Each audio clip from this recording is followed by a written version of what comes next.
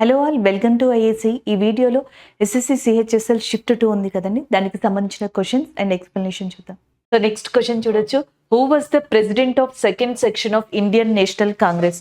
So మనకి Indian national Congress కి second section కి ప్రెసిడెంట్ గా ఎవరున్నారని అడిగారు. సో ఆన్సర్ వచ్చేటప్పటికి Dadabhai Naoroji is a correct answer. So ఇది ఒక్కటి పెడితే సరిపోతుందండి.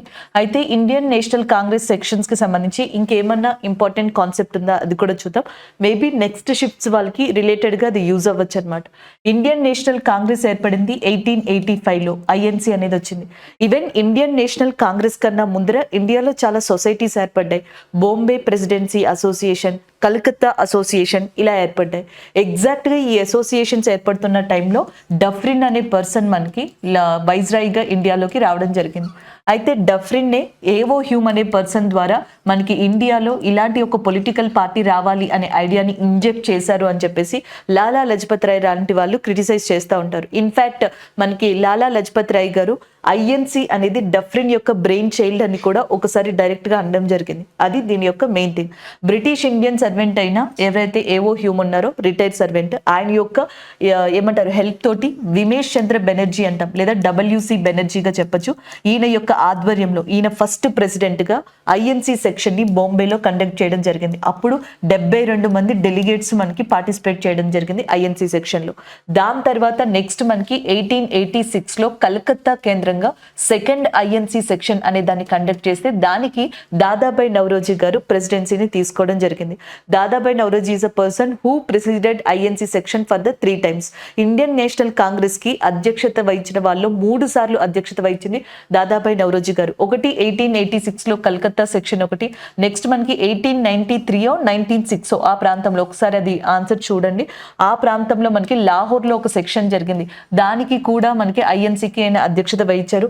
1906 లో ఒకసారి మనకి ఐఎన్సీకి అధ్యక్షత వహించడం జరిగింది దాదాబాయి నౌరోజీ గారు. 1905 లోనేమో గోపాలకృష్ణ గోఖలే గారు, 1906 లోనేమో దాదాబాయి నౌరోజీ గారు ఐఎన్సీకి అధ్యక్షత వహించారు. అలాగే బ్రిటిష్ పార్లమెంట్ కి ఎంపికైన first person who elected to the British parliament Dadabhai Naoroji. ఆయన కన్నా ముందరే విమేష్ చంద్ర బెనర్జీ గారు ఎవరైతే ఐఎన్సీకి ఫస్ట్ సెక్షన్ కి వెళ్ళారో ఆ పర్సన్ మనకి పార్లమెంట్ కి పోటీ చేయడం జరిగింది బ్రిటిష్ పార్లమెంట్ కి సంబంధించి. బట్ అందులో ఆయన విన్ అవ్వలేదన్నమాట. దాని తర్వాత దాదాబాయి నౌరోజీ గారు పార్టిసిపేట్ చేశారు. ఫస్ట్ పర్సన్ గా, ఫస్ట్ ఇండియన్ గా బ్రిటిష్ పార్లమెంట్ లో అడుగు పెట్టడం జరిగింది. అలాగే దాదాబాయి నౌరోజీ గారు వచ్చేటప్పటికి మనకి రస్తర్ గోఫ్తార్ అని చెప్పేసి ఒకటి ఉందన్నమాట. రాస్తర్ గోఫ్తార్ అనే దాన్ని కావచ్చు, లేకపోతే నెక్స్ట్ వచ్చేటప్పటికి వాయిస్ ఆఫ్ ఇండియా అనే పత్రికలు లాంటి వాటిని స్టార్ట్ చేశారు. The Zoroastrian story of India అనే బుక్ ని ఈయన రాశారు. దాంతో పాటుగా next poverty and British rule India అనే బుక్ ని కూడా రాశారు. Poverty and British rule India book ఉంది చూసారా, ఈ బుక్ లోనే మనకి బ్రిటిష్ యొక్క రైళ్ల రూపంలో భారతదేశం యొక్క సంపద అంతా తరలి వెళ్ళిపోతుంది అని చెప్పిన వ్యక్తి కూడా మనకి Dadabhai Naoroji. Grand old man of India కింద మనకి దాదాబాయి నౌరోజీ గారిని చెప్పడం జరుగుతుంది. ఇవి ఆయనకి సంబంధించిన ఇంపార్టెంట్ ఇన్ఫర్మేషన్. అలాగే ఒక్కొక్కసారి మనకి డిఫరెంట్ గా కూడా క్వశ్చన్స్ అడుగుతూ ఉంటారు. 1886 సెకండ్ ఐఎన్సి సెక్షన్ మనకి కలకత్తాలో జరిగితే దాదాబాయి నౌరోజీ గారు అధ్యక్షత వహించారు కదా. థర్డ్ ఐఎన్సి సెక్షన్ అనేది మద్రాస్ లో జరిగింది 1887 లో. అప్పుడు మనకి బబ్రుద్దీన్ త్యాబ్జీ అనే పర్సన్ ఉన్నారు. ఈయన ఐఎన్సికి అధ్యక్షత వహించిన థర్డ్ పర్సన్ గా చెప్పొచ్చు థర్డ్ సెక్షన్ కి. అండ్ నెక్స్ట్ వన్, వీటి తర్వాత ఐఎన్సికి అధ్యక్షత వహించిన ఫస్ట్ మహిళ ఎవరు? The first women who given that INC section president is nothing but అనీ బెసెంట్ గారుగా చెప్పడం జరుగుతుంది. 1916 లో ఈమె అధ్యక్షత వహించడం జరిగింది అనమాట. 1917 లో ఐఎన్సీకి అధ్యక్షత వహించారు అనీ బెసెంట్ గారు. అలాగే దాని తర్వాత ఫస్ట్ ఇండియన్ విమెన్ అని అడిగితే 1925 లో సరోజినీ నాయుడు గారు ఉన్నారు చూసారా, ఈమె అధ్యక్షత వహించడం జరిగింది. ఫస్ట్ ఇండియన్ విమెన్ ఏమో సరోజినీ నాయుడు గారు కాన్పూర్ సమావేశంలో 1925 లో ఐఎన్సీకి అధ్యక్షత వహించారు. But first lady in India అంటే 1917 లో అనీ బెసెంట్ గారు అధ్యక్షత వహించడం జరిగింది. సో ఆ క్రెడిట్ ఏదైతే ఉందో ఆవిడికి దక్కుతుంది. అలాగే youngest person who become president to that INC అని అడిగితే అబుల్ కలాం ఆజాద్ గారు. 1923 ఆ టైంలో మనకి ఐఎన్సి సెక్షన్ అనేది ఢిల్లీలో జరిగింది. ఐఎన్సి సెక్షన్ 1923లో 2 డిఫరెంట్ ప్లేసెస్ లో జరిగింది. ఒక అత్యవసర సమావేశం ఢిల్లీలో జరిగినప్పుడు దానికి అధ్యక్షత వహించింది అబుల్ కలాం ఆజాద్ గారు. యంగెస్ట్ ఐఎన్సి ప్రెసిడెంట్ గా ఆయన చెప్పొచ్చు అనమాట. నెక్స్ట్ వన్, 1937 లో ఐఎన్సి సెక్షన్ అనేది మనకి ఫాజీపూర్ లాంటి ప్రదేశంలో జరిగింది. దానికి జవహర్ లాల్ నెహ్రూ గారు అధ్యక్షత వహించారు. ఇచ్చారు. 1938, 1939. 1938లో హరిపురిలో ఐఎన్సి సెక్షన్ జరిగింది. 1939లో త్రిపురలో ఐఎన్సి సెక్షన్ జరిగింది. ఈ రెండింటికి కూడా సుభాష్ చంద్రబోస్ గారు అధ్యక్షత వహించారు. అంటే 1937లో ఫాజీపూర్లో ఐఎన్సి సెక్షన్ జరిగినప్పుడు జవహర్లాల్ నెహ్రూ గారు అధ్యక్షత వహించడం జరిగింది. 1938లో మనకి సుభాష్ చంద్రబోస్ గారు హరిపురి సమావేశానికి అధ్యక్షత వహించారు. 1939లో త్రిపురి సమావేశం జరిగినప్పుడు సుభాష్ చంద్రబోస్ గారికి ఆపోజిట్ వేలో పట్టాభి సీతారామయ్య గారు కూడా ఈ ఐఎన్సి సెక్షన్ అనే దానికి ప్రెసిడెన్సీ కోసమని నిలబడ్డారు. పట్టాభి సీతారామయ్య గారికి సపోర్ట్ చేసింది గాంధీ గారు. But at the end of the moment లో ఐఎన్సి 1939 త్రిపురి సెక్షన్ ని గెలిచింది సుభాష్ చంద్రబోస్ గారు. సో దీంతో మనకి గాంధీ గారికి సుభాష్ చంద్రబోస్ గారికి కూడా మధ్యలో క్లాషెస్ వచ్చాయి, ఇలాంటి వార్తల్ని కూడా చెప్తా ఉంటారు. బట్ ఇండియన్ నేషనల్ ఆర్మీ అని ఉంది చూసారా, ఆజాద్ హిందూ ఫౌజ్ అని కూడా పిలుస్తారు. ఆ ఇండియన్ నేషనల్ ఆర్మీని ఫర్దర్ గా డెవలప్ చేసిన వ్యక్తి సుభాష్ చంద్రబోస్ గారు. ఇండియన్ నేషనల్ ఆర్మీని 4 రెజిమెంట్స్ గా చేశారంట, 4 విభాగాలుగా. ఒక రెజిమెంట్ కి గాంధీ అని చెప్పి పేరు పెట్టారు. ఒక రెజిమెంట్ కి వచ్చేటప్పటికి జవహర్లాల్ నెహ్రూ గారి నేమ్ ని పెట్టడం జరిగింది. ఒక రెజిమెంట్ కి బోస్ అని చెప్పేసి పేరు పెట్టారు. ఒక రెజిమెంట్ కి ఝాన్సీ అని చెప్పేసి ఝాన్సీ లక్ష్మీబాయి గారి యొక్క నేమ్ వచ్చేలా పెట్టడం జరిగింది. కెప్టెన్ ఎవరైతే లక్ష్మీ సైగల్ అనే పర్సన్ ఉన్నారో ఆమె వల్లే మనకి విమెన్స్ రెజిమెంట్ అనేది ఇండియన్ నేషనల్ ఆర్మీలో వచ్చినట్టుగా కూడా చెప్పడం జరుగుతుంది. ఇలా మనం చెప్పొచ్చు, give your blood I will give independence. So నీ రక్తాన్ని ఇవ్వు, భారతదేశానికి స్వతంత్రాన్ని నేను ఇస్తానని చెప్పిన వ్యక్తి సుభాష్ చంద్రబోస్ గారు. అంతేకాకుండా జై హింద్ లాంటి టైటిల్స్ ని కూడా ముందుకు తీసుకెళ్లిన వ్యక్తిగా సుభాష్ చంద్రబోస్ గారిని చెప్తాం. ఇలా ఐఎన్సి సెక్షన్స్ లో చాలా వాటిలో చాలా ఇంపార్టెన్స్ ఉన్న ఐఎన్సి సెక్షన్స్ ఉన్నాయి. Not only first INC section Dadabhai Naoroji గారు. ఇన్ఫాక్ట్ చెప్పాలంటే మనకి 1905లో ఐఎన్సి సెక్షన్ కి అధ్యక్షత వహించింది గోపాలకృష్ణ గోఖలే గారు. ఈయన పొలిటికల్ గురు ఆఫ్ గాంధీగా కూడా చెప్పడం జరుగుతుంది. ఈయన ఒక సొసైటీని కూడా ఇండియాలో స్టార్ట్ చేశారు, సర్వెంట్స్ ఆఫ్ ఇండియన్ సొసైటీ అనే దాన్ని ఇండియాలో స్టార్ట్ చేసిన వ్యక్తి గోపాలకృష్ణ గోఖలే గారు. దాని తర్వాత 1907లో ఐఎన్సి సెక్షన్ అనేది ఇండియన్ హిస్టరీలోనే ఒక టర్న్ తీసుకున్న ఘటనగా చెప్తారు. 1907లో ఐఎన్సి సెక్షన్ అనేది మనకి ఎక్కడ జరిగిందంటే సూరత్ లో జరిగింది. దీనికి రస్ బిహారీ ఘోష్ అనే పర్సన్ ఎవరైతే ఉన్నారో ఆయన అధ్యక్షత వహించారు. ఇక్కడే ఐఎన్సి అనేది మనకి మోడరిస్ట్ యాజ్ వెల్ యాజ్ ఎక్స్ట్రీమిస్ట్ గా 2 రకాలుగా మనకి విడిపోవడం జరిగింది. అతివాదులు మితవాదులుగా కాంగ్రెస్ ఎక్కడ విడిపోయింది అంటే 1907లో. తిరిగి మళ్ళీ 1916 ఐఎన్సి సెక్షన్ ఏదైతే లక్నో కేంద్రంగా జరిగిందో అక్కడ మళ్ళీ ఐఎన్సి అనేది ఎక్స్ట్రీమిస్ట్ మోడరిస్ట్ ఇద్దరిని కూడా కలపడం జరిగింది. సో దీనికి అనిబీసెంట్ గారు మిగతా వాళ్ళ కృషి కూడా ఉందని చెప్తారు. అంబికా ముజందార్ అనే పర్సన్ మనకి దీనికి అంబికా చరణ్ ముజందార్ అనే పర్సన్ ఐఎన్సికి 1916లో అధ్యక్షత వహించడం కూడా జరిగింది. ఇలా ప్రతి ఐఎన్సి సెక్షన్ కి ఇన్ఫాక్ట్ 1924లో గాంధీ గారు ఐఎన్సి సెక్షన్ కి బెల్గాం కేంద్రంగా మనకి అధ్యక్షత వహించారు. అదే గాంధీ గారు 1934 ఆ ప్రాంతంలో మనకి ఐఎన్సి నుండి రిజైన్ చేయడం కూడా జరిగింది. ఇలా డిఫరెంట్ ఘటనలు ఇండియన్ నేషనల్ కాంగ్రెస్ లో చోటు చేసుకునే వాటికి సంబంధించినవి. సో నెక్స్ట్ క్వశ్చన్ చూడండి, which of the following sentence is associated with article 43B? So 43Bతో ఏ ఆర్టికల్ లేదా క్రింది వాటిలో ఏ ఆప్షన్ అనేది అసోసియేటెడ్ అయి ఉంటుంది అని చెప్పేసి అడిగారంట. సో ఇది కోఆపరేటివ్ సొసైటీస్ కి సంబంధించింది. అంటే మనకి ఏదైనా ఒక పర్టికులర్ ప్లేస్ లో, అది రాష్ట్రం కావచ్చు లేకపోతే ఏదైనా ప్రాంతం కావచ్చు, ఆ ప్రాంతంలో అగ్రికల్చర్ ఇండస్ట్రీస్ ఇలా వర్కర్స్ ఉంటారు కదా, వాళ్ళ యొక్క లివింగ్ స్టైల్ కానీ లేకపోతే వాళ్ళకి సంబంధించిన వర్క్ కానీ ఈ రెండింటినీ కూడా వాళ్ళకి ఎగ్జాక్ట్ గా అండ్ ప్రిఫరబుల్ గా అందించేందుకు గవర్నమెంట్ తగిన చర్యలు తీసుకోవాలి. ఇలాంటి వాటి కోసం కోఆపరేటివ్ సొసైటీస్ ని ఏర్పాటు చేయడం, వాటిని ఎక్కువగా డెవలప్ చేయడానికి చూసుకోవడం, ఇవి ఆర్టికల్ 43Bలో ఉంటాయి. అది ఇక్కడ నేను ఇచ్చాను చూడండి. It requires the state to promote volunteer formation and autonomous functioning, democratic control and professional management of cooperative societies గా చెప్పడం జరుగుతుంది. సో ఇది ఎక్కడైతే ఉందో అది ఆన్సర్ అవుతుంది. మీకు directive principles of state policy అని చెప్పేసి ఉంటాయి, ఆదేశిక సూత్రాలు. ఇవి ఇండియన్ కాన్స్టిట్యూషన్ లో మనం ఐర్లాండ్ కంట్రీ ఉంది చూసారా, ఈ ఐర్లాండ్ కంట్రీ నుంచి దీన్ని తీసుకున్నాం. ఇవి పార్ట్ 4 అనే దాంట్లో మనం ఇంక్లూడ్ చేసాం అనమాట. ఈ పార్ట్ 4లో కూడా మనకి ఆర్టికల్ 36 నుంచి 51 మధ్యలో డైరెక్టివ్ ప్రిన్సిపల్స్ ఆఫ్ స్టేట్ పాలసీని పెట్టాం. Gandhian principle, liberalize principle, socialist principles ఇలా పెట్టడం జరిగింది. అలాగే నెక్స్ట్ కనుక చూసుకున్నట్టయితే ఈ డిపిఎస్పిలో ఆర్టికల్ 43 అనేది మనకి మెయిన్గా ఇండియాలో వర్కర్స్ ఎవరైతే ఉన్నారో అగ్రికల్చర్కి సంబంధించి, ఇండస్ట్రీస్కి సంబంధించి వాళ్ళని స్టేట్ అనేది చట్టాలు చేయడం ద్వారానో లేకపోతే వేరే విధంగానో కాపాడుకుంటూ రావాలి. వాళ్ళకి ప్రిఫర్ఫుల్ కండిషన్స్ వర్కింగ్లో కానీ, వాళ్ళ సాలరీస్కి సంబంధించి కానీ, వేజెస్కి సంబంధించి కానీ ఇవన్నీ కూడా చూడాలి అన్నట్టుగా మనకి 43 ఆర్టికల్లో మెన్షన్ చేశారనమాట. ఇందులో 43A అని చెప్పేసి ఒకటి ఉంటుంది, 43B అని చెప్పేసి ఒకటి ఉంటుంది.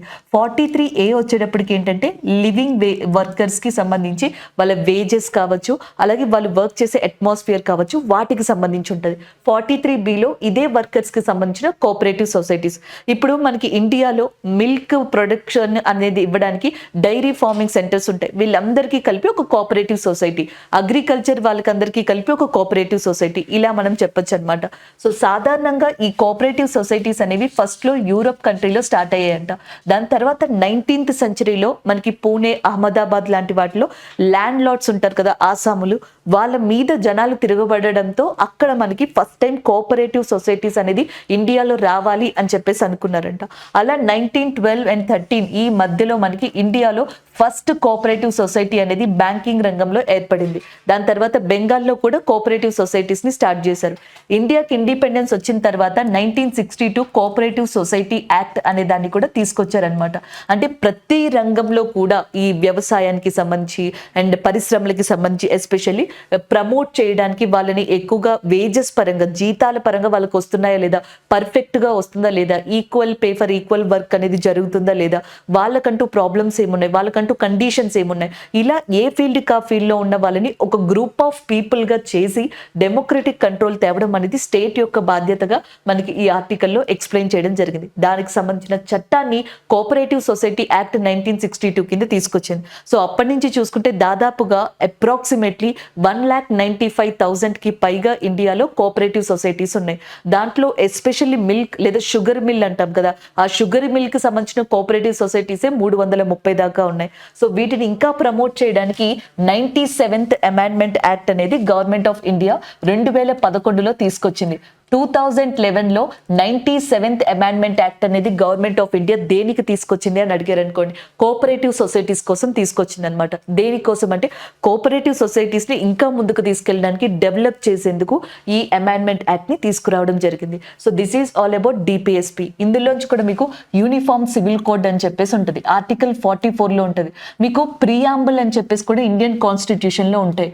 ప్రియాంబుల్లో మనకి ఇండియా అనేది socialist country, sovereign country, secular country, ఇలా మన కంట్రీకి ఉన్న కొన్ని లక్షణాలని చెప్పడం జరుగుతుంది. ఇండియాలో అన్ని రిలీజియన్స్ ఉన్నా మనం భిన్నత్వంలో ఏకత్వంగా సెక్యులర్ కంట్రీగా, ఏ రిలీజియన్ ఎక్కువ కాదు తక్కువ కాదు, అందరినీ ఈక్వల్గా చూస్తూ ఉంటాం, సెక్యులర్గా ఉంటాం. అయితే అలాగే మనకి యూనిఫామ్ సివిల్ కోడ్ కూడా ఉంది ఇండియాలో, ఆర్టికల్ 44లో ఉంది. దీని అర్థం ఏంటి అంటే హిందూ కల్చర్కి సంబంధించి హిందూ లాస్ అనేవి ఉన్నాయి, ముస్లిం కల్చర్కి సంబంధించి ముస్లిం లాస్ అనేవి ఉన్నాయి, మ్యారేజెస్కి సంబంధించి, వాళ్ళ పర్సనల్ లైఫ్కి సంబంధించి ఇలా. అలా కాకుండా ఇండియాలో మ్యారేజెస్కి సంబంధించి, డౌరీకి సంబంధించి, ప్రాపర్టీకి సంబంధించి ఇండియన్ గవర్నమెంట్ తెచ్చిన యాక్ట్స్ కూడా ఉన్నాయి. ఇప్పుడు గోవా ఏదైతే ఉందో ఆ గోవా స్టేట్లో మనకి హిందూ లాస్ కానీ ముస్లిం లాస్ కానీ ఇలాంటివేవి పనిచేయవు. సో జనరల్గా గవర్నమెంట్ ఆఫ్ ఇండియా యాక్ట్ ఏదైతే డైరెక్ట్గా ఉందో ఆ యాక్ట్ని మాత్రమే గోవాలో ఉన్న అంతమంది ప్రజలకి కూడా వర్తింపజేస్తారు. ఇలాంటి వాటిని యూనిఫామ్ సివిల్ కోడ్ అంటారు. Without religion, without any kind of communities, and the law should be applicable to equal to all of the people in a particular place, and that is called as a uniform civil code. And మనకి మతాలతో కానీ, కులాలతో కానీ, లేకపోతే ఎలాంటి కమ్యూనిటీలతో సంబంధం లేకుండా ఒక చట్టాన్ని మొత్తం ఆ ప్రాంతంలో వర్తింపజేస్తే దాన్ని యూనిఫామ్ సివిల్ కోడ్ గా అంటారు. ఇది డిపిఎస్పిలో వన్ ఆఫ్ ద ఇంపార్టెంట్ అన్నమాట. ఈ యూనిఫామ్ సివిల్ కోడ్ ఏదైతే ఉందో దీన్ని ఫస్ట్ అమలుపరిచిన స్టేట్ గా కూడా గోవాని చెప్పడం జరుగుతుంది. ఇదే బాటలో ఇప్పుడు ఉత్తరాఖండ్, గుజరాత్ లాంటివి కూడా యూనిఫామ్ సివిల్ కోడ్ అనే దాన్ని తీసుకురావాలనుకుంటున్నాయి. కానీ యూనిఫామ్ సివిల్ కోడ్ వస్తే ఏమవుతుంది అంటే ఒక పర్టికులర్ ఏ అనే పర్సన్ హిందూ మ్యారేజ్ ప్రకారం పెళ్లి చేసుకున్నారు అనుకుందాం, బి అనే పర్సన్ ముస్లిం లా ప్రకారం పెళ్లి చేసుకున్నారు అనుకుందాం, వీళ్ళు డివోర్స్ కోసం అప్లై చేసినప్పుడు, వేరే వేరే ప్రాపర్టీ రైట్స్ ఇలాంటివి వచ్చినప్పుడు, సో ఆ టైంలో జడ్జ్మెంట్ ఇచ్చినప్పుడు ముస్లిమ్స్ లా ప్రకారం అందులో ఉన్నవి చూడాలా, హిందూల ప్రకారం ఉన్నవి చూడాలా, అసలు మ్యారేజ్ యాక్ట్ ప్రకారం ఉన్నవి చూడాలా, ఇలా డిఫరెంట్ క్లాజెస్ ఉంటాయి. ఈ క్లాజెస్ ఏమీ లేకుండా యూనిఫామ్ సివిల్ కోడ్ ఉందనుకోండి, ఒకే యాక్ట్ మీద అది వెళ్ళిపోవడం జరుగుతుంది. ఇలా రావాలి అనేది ఇండియాలో చాలా స్టేట్స్ కోరిక. బట్ ఫండమెంటల్ రైట్స్ ఉన్నాయి చూసారా, ఈ ప్రాథమిక హక్కులు అంటాం. ఇందులో ఆర్టికల్ 25 నుంచి 28 మధ్యలో రిలీజియన్ కి సంబంధించిన ఫండమెంటల్ రైట్స్ అనేవి ఉన్నాయి. మతానికి సంబంధించిన హక్కులు అనేవి 25 నుంచి 28 ప్రకరణలో ఉంటాయి. అందులో ఆర్టికల్ 25 ఫ్రీడమ్ ఆఫ్ రిలీజియన్ అని చెప్పేసి మెన్షన్ చేసి ఉంటుంది.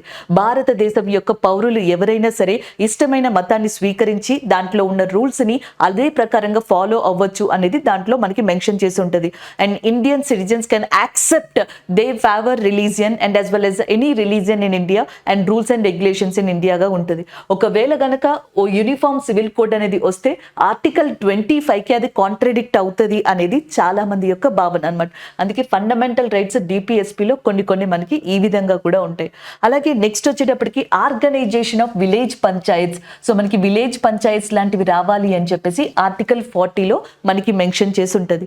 ఒకప్పుడు గాంధీ గారి సిద్ధాంతాలు ఏవైతే ఉన్నాయో అందులో వన్ ఆఫ్ ద ముఖ్యమైన సిద్ధాంతంగా ఆర్టికల్ 40 ఉంది. గాంధీ గారు విలేజెస్ కి ఎక్కువ ప్రిఫరెన్స్ అనేది ఇవ్వడం జరిగింది. విలేజెస్ అనేవి బాగుపడాలి, విలేజ్ పంచాయత్స్ రావాలి, అలాగే నెక్స్ట్ వచ్చేటప్పటికి ఖాదీ ఇండస్ట్రీ డెవలప్ అవ్వాలి, కాటేజ్ ఇండస్ట్రీస్ అనేవి రావాలి, ఇలాంటివన్నీ కూడా గాంధీ గారు చెప్పారు. అందుకే దీనిని గాంధీయన్ ప్రిన్సిపల్ అని కూడా మనకి చెప్పడం జరుగుతుంది. ఆర్గనైజేషన్ ఆఫ్ విలేజ్ పంచాయత్స్ దీంట్లోంచి ఇవ్వడం జరుగుతుంది క్వశ్చన్. లేకపోతే నెక్స్ట్ వచ్చేటప్పటికి 39A 39B ఇలా ఆర్టికల్స్ ఉంటాయన్నమాట. 39A వచ్చేటప్పటికి free legal aid service to the poor people.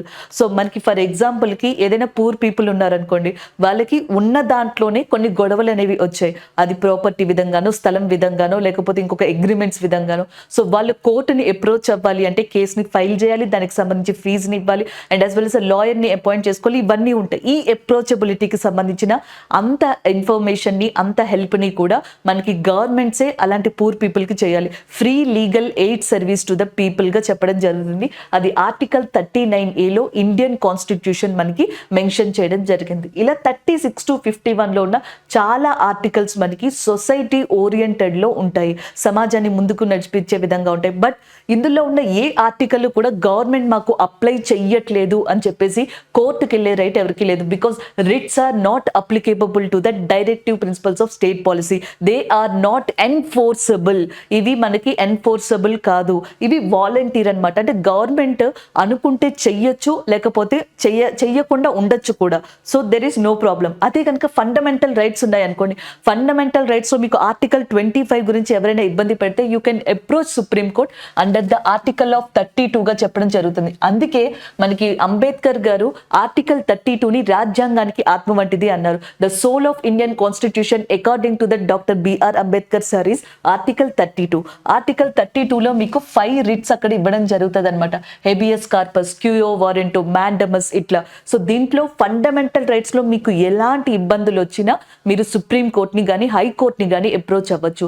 High court అయితే ఆర్టికల్ 226 అవుతుంది, సుప్రీం కోర్ట్ అయితే 32 అవుతుంది.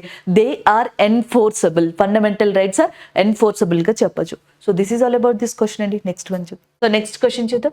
2016 Padma Bhushan recipient Yamini Krishnamurthy is associated with which dance? So ఏ డాన్స్ ఫామ్ తో యామిని కృష్ణమూర్తి గారు మనకి పద్మభూషణ్ లాంటి అవార్డ్స్ ని అందుకున్నారని అడుగుతున్నారు. Yamini Krishnamurthy is renowned dancer in Kuchipudi. Main గా ఫస్ట్ అయితే మీరు కూచిపూడి అనే దాన్ని ఆన్సర్ ఇవ్వచ్చు. కూచిపూడితో పాటుగా ఈమె భరతనాట్యంలో కూడా పాపులర్ డాన్సర్ అండి. కూచిపూడి, భరతనాట్యం రెండు అవుతాయి, బట్ మెయిన్ గా అయితే కూచిపూడిగా చెప్పొచ్చు అనమాట. ఎందుకంటే ఈమె 1957 ఆ ప్రాంతంలో కూచిపూడి నుంచే ఆమె డెబ్యూట్ ఇవ్వడం జరిగింది క్లాసికల్ డాన్స్ కి సంబంధించి. అప్పుడు ఇది ఆన్సర్ అవుతుంది. లేదు ఇది లేదు అంటే అప్పుడు మీరు భరతనాట్యం పెట్టచ్చు. Kuchipudi is a classical dance of Andhra Pradesh and Bharatanatyam is a classical dance of తమిళనాడుగా చెప్పడం జరుగుతుంది. అంతేకాకుండా పద్మభూషణ్ అనే దాన్ని 2016లో తీసుకున్నారు. అలాగే నెక్స్ట్ వచ్చేటప్పటికి మనకి పద్మ విభూషణ్ అవార్డుని ఈమె అందుకున్నారు. పద్మశ్రీ అవార్డు ఏదైతే ఉందో సో దాన్ని కూడా ఈమె అందుకోవడం జరిగింది. టీటీడీ ఉంది చూసారా, తిరుమల తిరుపతి దేవస్థానం అంటాం, దాని యొక్క ఆస్థాన నర్తకిగా కూడా మనకి యామిని కృష్ణమూర్తి గారు ఉన్నారు. యామిని స్కూల్ అని చెప్పేసి ఒక క్లాసికల్ డాన్స్ స్కూల్ ని ఈమె రన్ చేయడం జరుగుతుంది. అలాగే ఢిల్లీలో హౌస్ కాజ్ అనే ప్రదేశం ఉంది. హౌస్ కాజ్ లో కూడా ఈమె క్లాసికల్ డాన్స్ క్లాసెస్ ని నిర్వహిస్తున్నారు. So that is about Yamini Krishnamurthy garu and who is related to the Kuchipudi and Bharatanatyam. And ఇంకొక విషయం ఏంటి అంటే మనకి ఈ కూచిపూడిలో టార్చ్ బ్యారియర్ గా కూడా ఈమెను పిలుస్తారంట. Torch barrier of Kuchipudi in India కింద యామిని కృష్ణమూర్తి గారిని పిలవడం జరుగుతుంది. అండ్ నెక్స్ట్ భరతనాట్యంలో మదర్ ఆఫ్ భరతనాట్యంగా రుక్మిణీ దేవి ఆరుందలే అనే పర్సన్ ఉన్నారు కదా, ఈ రుక్మిణీ దేవి ఆరుందలే గారిని మదర్ ఆఫ్ కూచిపూడిగా పిలవడం, భరతనాట్యంగా పిలవడం జరుగుతుంది. ఇలా చెప్పచ్చండి. ప్రతి దానికి ఉన్నారు. కథక్కి పండిట్ బ్రిజు మహారాజ్ గారని ఇలా మనం గతంలోనే చెప్పుకున్నాం. కేలుచరణ్ మోహపాత్ర ఒడిస్సీ డాన్స్ కి ఫేమస్ పర్సన్ గా మనం చెప్పుకోవడం జరిగింది. దాని రిలేటెడ్ క్వశ్చన్ అనమాట ఇది. అలాగే ఆంధ్రప్రదేశ్కి సంబంధించి అయితే క్లాసికల్ డాన్స్గా కూచిపూడి అనేది ఉంది. ఫోక్ డాన్స్లో అయితే భామ కలాపం అని చెప్పేసి ఒకటి వస్తుంది. భామ కలాపం కానీ, డప్పు నృత్యం కానీ, లేకపోతే కోలాటం కానీ, ఇవన్నీ కూడా ఆంధ్రప్రదేశ్కి సంబంధించిన ఫేమస్ ఫోక్ డాన్స్ అనమాట. భరతనాట్యం అనేది తమిళనాడుకి సంబంధించిన ఫోక్ డాన్స్, క్లాసికల్ డాన్స్ కదా. అదే తమిళనాడులో మనకి ఫోక్ డాన్సులు కూడా ఉన్నాయి. ఒకటి వచ్చేటప్పటికి కుమ్మీ డాన్స్ అని చెప్పేసి అంటాం, లేకపోతే కావడి అట్టం, లేకపోతే మయూర్ అట్టం అని చెప్పేసి అంటాం. ఇలాంటివన్నీ కూడా classic folk dances of Tamil Nadu ఏరియాగా చెప్పడం జరుగుతుంది. And this is about this question అండి. నెక్స్ట్ వన్ చూద్దాం. సో నెక్స్ట్ క్వశ్చన్ చూడండి. Bismillah Khan is associated with which musical instrument? So మనకి ఏ మ్యూజికల్ ఇన్స్ట్రుమెంట్తో బిస్మిల్లా ఖాన్ అనే పర్సన్ మనకి అసోసియేట్ అయ్యి ఉన్నారు అని అడుగుతున్నారు. That is nothing but shehnai. Shehnai దానికి లెజెండరీ పర్సన్గా కూడా బిస్మిల్లా ఖాన్ గారిని చెప్పొచ్చు. దీనితో ఆయన అసోసియేట్ అయి ఉన్నారు. అండ్ ఈవెన్ ఇండియాలో మనకి భారత్ రత్న అవార్డ్ని హైయెస్ట్ సివిలియన్ అవార్డ్గా చెప్పడం జరుగుతుంది. ఈ భారత్ రత్న అవార్డ్ని 1954లో మనకి ఇంట్రడ్యూస్ చేశారని. అయితే ఈ భారత్ రత్న అవార్డ్ని మ్యాక్సిమం ఎవ్రీ ఇయర్ కూడా అంటే ఇచ్చినప్పుడు అనౌన్స్ చేసినప్పుడు ముగ్గురికి మించి ఇవ్వకూడదని కూడా చెప్తా ఉంటారు. ఇప్పటికే చాలా మంది 1954 నుంచి టిల్ డేట్ వరకు కొంతమంది వ్యక్తులు భారత రత్నాన్ని అందుకున్నారు, ప్రముఖులందరూ కూడా. ఈ మ్యూజికల్ విభాగానికి సంబంధించి ఎంఎస్ సుబ్బలక్ష్మి గారు అని చెప్పేసి ఉన్నారు. మనకి ఎంఎస్ సుబ్బలక్ష్మి గారు కావచ్చు, దాని తర్వాత పండిట్ రవిశంకర్ గారు ఎవరైతే ఉన్నారో ఈయన, వీళ్ళిద్దరూ కూడా ఆల్రెడీ భారత రత్నాన్ని అందుకున్నారు. ముందర మనకి ఎంఎస్ సుబ్బలక్ష్మి గారు, దాని తర్వాత Ravi Shankar garu. The third person who received Bharat Ratna in musical category అంటే that is nothing but Bismillah Khan గారుగా చెప్పడం జరుగుతుంది. షెహనాయి అనేది మనకి రాయల్ కోర్ట్స్లో one of the important musical ఇన్స్ట్రుమెంట్గా కూడా ఉండేదంట. దీనిలో లెజెండరీగా ఈయన చెప్తారు. సితారా అనే దానికి లెజెండరీగా మనకి పండిట్ రవిశంకర్ గారిని చెప్పడం జరుగుతుంది. So this is all about this question అండి. ఇలాంటి క్వశ్చన్ సిమిలర్గా ఇంకోటి కూడా ఉంది మనకి. Actress Hema Malini is associated with which classical dance అని అడిగారు.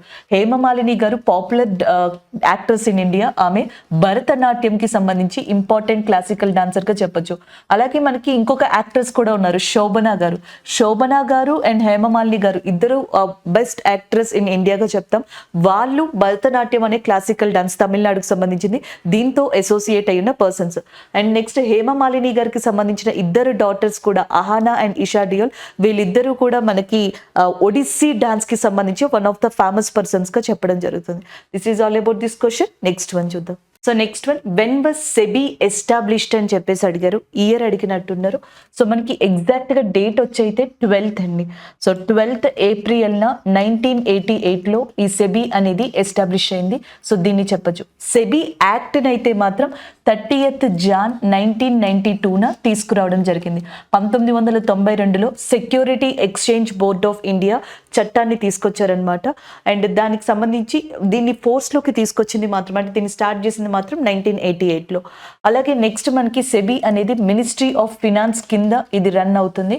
అండ్ దీనికి ఫస్ట్ జీవి రామకృష్ణ అనే పర్సన్ చైర్ పర్సన్గా అపాయింట్ అవ్వడం జరిగింది. G V Ramakrishna is a first chairperson of security exchange board of India. Present అయితే మనకి మాధాబి పూరిబచ్ అనే పర్సన్ ఎవరైతే ఉన్నారో ఆమె మనకి సెక్యూరిటీ ఎక్స్చేంజ్ బోర్డ్ ఆఫ్ ఇండియాకి చైర్పర్సన్గా ఉన్నారు. ద ఫస్ట్ లేడీ అని కూడా మనం చెప్పొచ్చు అనమాట. ఇది దానికి సంబంధించిన క్వశ్చన్. నెక్స్ట్ క్వశ్చన్ కనుక చూసినట్టయితే which is the main source of gallium అని చెప్పేసి ఉంది. సో గాలియం అనేది ఎక్కువగా ఎలక్ట్రానిక్స్లో, గాలియం అనే దాన్ని ఎక్కువగా మనకి ఎలక్ట్రానిక్స్లో యూజ్ చేయడం జరుగుతుందంట. అయితే ఇది ఫ్రీగా దొరకదు మెటల్, అంటే ఫ్రీ స్టేట్లో దొరకదు. మనం ఇప్పుడు అల్యూమినియం ఉందనుకోండి, బాక్సైట్ నుంచి దీన్ని ఎక్స్ట్రాక్ట్ చేయడం జరుగుతుంది. కాకపోతే గాలియం అనేది మనకి డిఫరెంట్ కైండ్ ఆఫ్ ఓర్స్ నుంచి దొరుకుతుంది. జింక్ ఓర్ నుంచి మనకి దొరుకుతుంది ఇది. అలాగే కోల్ నుంచి కూడా కొంత పర్సంటేజ్ ఆఫ్ గాలియం అనేది వస్తుందంట. ఈవెన్ మెయిన్గా అయితే బాక్సైట్ నుంచి ఎక్కువగా ఈ గాలియంని తీసుకోవడానికి ఉంటుంది అని చెప్తున్నారు. అలాగే next lord largest producer of gallium అనేది ఏ కంట్రీకి సంబంధించింది అంటే చైనా.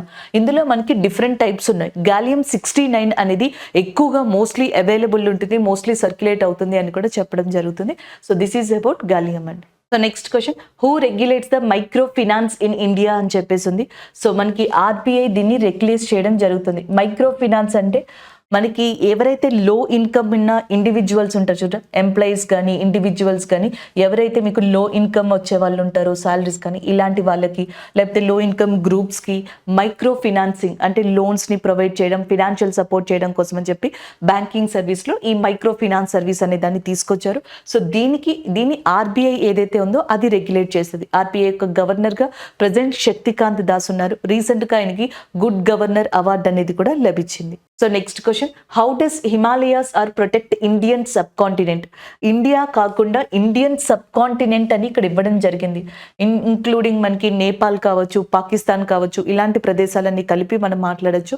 ఇండియన్ సబ్ కాంటినెంట్ ఏదైతే ఉందో సో దానిని మనకి హిమాలయాలు కంప్లీట్గా ప్రొటెక్ట్ చేయడం జరుగుతుంది. బికాస్ ఆఫ్ సైబీరియన్ విండ్స్, మనకి పైనుంచి వచ్చే సైబీరియన్ చల్లగాలులు ఏవైతే ఉంటాయో సో వాటిని ఇండియాలోకి రాకుండా ఇది ప్రొటెక్ట్ చేస్తుంది. ఏదైనా విండ్ అనేది మనకి ఇట్లా వెళ్ళినప్పుడు ఏదైతే విండ్ మూవ్ అవుతుందో సో దానికి మౌంటైన్స్ కానీ హిల్స్ కానీ ఏదైనా అడ్డు తగిలితే సో ఆ విండ్ అనేది ఎదరికి రాలేదు, వెనక్కి రాలేదు. It can't move forward are backward. Wind అనేది మనకి స్ప్లిట్ అవుతుంది అనమాట. సో ఇక్కడ కూడా అంతే, సైబీరియన్ గాలులు ఏవైతే ఉన్నాయో ఇక్కడ మనకి హిమాలయాస్ ఒక గ్రేట్ వాల్ లాగా పనిచేస్తాయి. సో దానివల్ల సైబీరియా ప్రాంతం నుంచి వచ్చే చల్లగాలులు ఇండియాలోకి రావట్లేదు. అందుకనే ఈ ఏరియా మొత్తం కూడా మనకి పర్ఫెక్ట్ టెంపరేచర్ అనేది, లో టెంపరేచర్ ఉన్న అండ్ మనకి టాలరేటబుల్ టెంపరేచర్ అనేది మెయింటైన్ అవ్వడానికి పాసిబుల్ అవుతుంది. వింటర్ మినహాయిస్తే మిగతా టైంలో ఇవన్నీ కూడా పర్ఫెక్ట్గా ఉండడానికి కారణం హిమాలయాస్గా చెప్పడం జరుగుతుంది. అంతేకాదు మనకి ఈ ఇండియాలో సౌత్ వెస్ట్ మాన్సూన్స్ ఉంటాయి, నైరుతి ఋతుపవనాలు అంటాం. సౌత్ వెస్ట్ మాన్సూన్స్ 2 బ్రాంచెస్గా ఉంటాయి. ఒకటి అరేబియన్ బ్రాంచ్ అంటాం, రెండోది వచ్చేటప్పటికి ఇండియన్ బ్రాంచ్గా చెప్పడం ఏమంటారు బే ఆఫ్ బెంగాల్ బ్రాంచ్గా చెప్పడం జరుగుతుంది. Arabian branch, bay of Bengal branch మనకి ఢిల్లీ దగ్గర కలుసుకుంటాయి. అక్కడి నుంచి మళ్ళీ ఈ బ్రాంచెస్ అనేవి, మాన్సూన్స్ అనేవి మనకి వేరే ప్రాంతాలకి దాటి వెళ్లకుండా కాపాడేది కూడా హిమాలయాసే. So that's why Himalayas are that most important to that India and Indian subcontinent in terms of climate అంటాం. సో క్లైమేట్ పర్ఫెక్ట్గా ఉంటేనే సెటిల్మెంట్స్ అనేవి జరుగుతాయి. హ్యూమన్ సెటిల్మెంట్స్, మనుషులు ఉండడానికి ఆ ప్లేసెస్ అనువుగా ఉంటాయి. హ్యూమన్ సెటిల్మెంట్స్ జరిగితేనే ఎకనామిక్ యాక్టివిటీస్ జరుగుతాయి, ఆ ప్లేసెస్ అనేవి డెవలప్మెంట్లోకి వస్తాయి. సో కాబట్టి ఇండియా యొక్క జియోగ్రఫికల్ అండ్ ఎకనామిక్ పార్ట్లో ఇండియా హిమాలయాస్ అనేవి వన్ ఆఫ్ ద ఇంపార్టెంట్గా ఉన్నాయి. నాట్ ఓన్లీ ఇండియా, ఇటువైపు నేపాల్ కావచ్చు, భూటాన్ కావచ్చు, ఇటువైపున పాకిస్తాన్ కావచ్చు, ఇవన్నిటినీ కూడా హిమాలయాసే మనకి మెయిన్గా కాపాడుతూ వస్తారు. అలాగే Himalayas are the house of important glaciers also.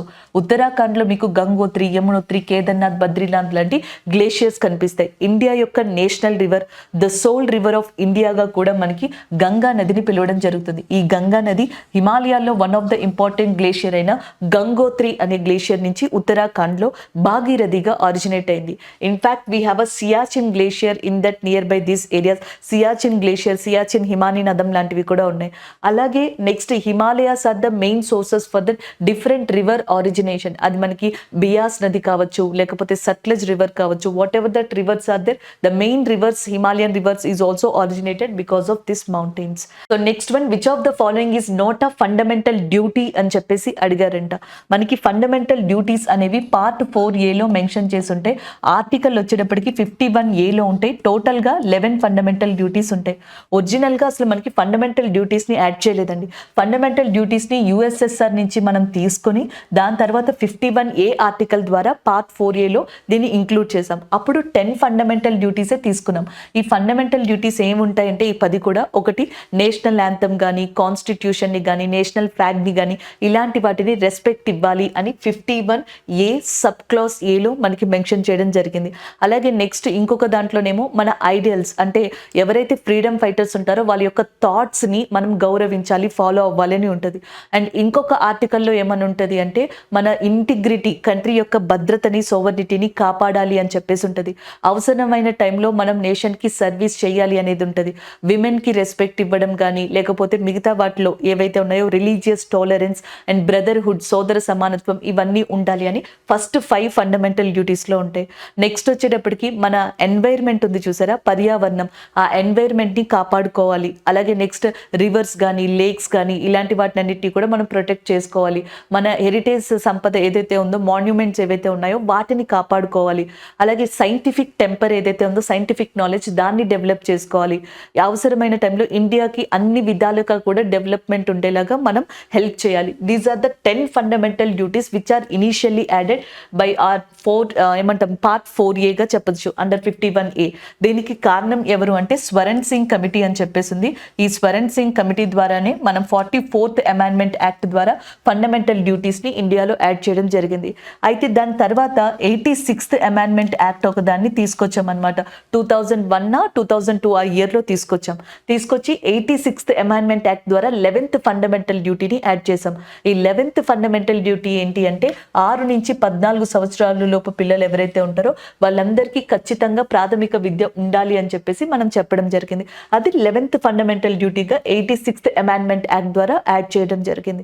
So this is all about fundamental duties. ఇప్పుడు ఇచ్చిన ఆప్షన్స్లో నేను చెప్పిన దాంట్లో ఏదైతే ఫండమెంటల్ డ్యూటీస్ లేవో అవి ఆప్షన్స్ కావన్నమాట. మేబీ ఒక 3 ఫండమెంటల్ డ్యూటీస్ ఇచ్చి మేబీ ఫండమెంటల్ రైట్స్కి సంబంధించింది ఇచ్చుండొచ్చు, డిపిఎస్పికి సంబంధించింది ఇచ్చుండొచ్చు, ఇలాగ ఏదైనా ఒకటి మిస్గైడ్ చేసి ఉండొచ్చు. This is all about fundamental duties అని. నెక్స్ట్ వన్ చూద్దాం.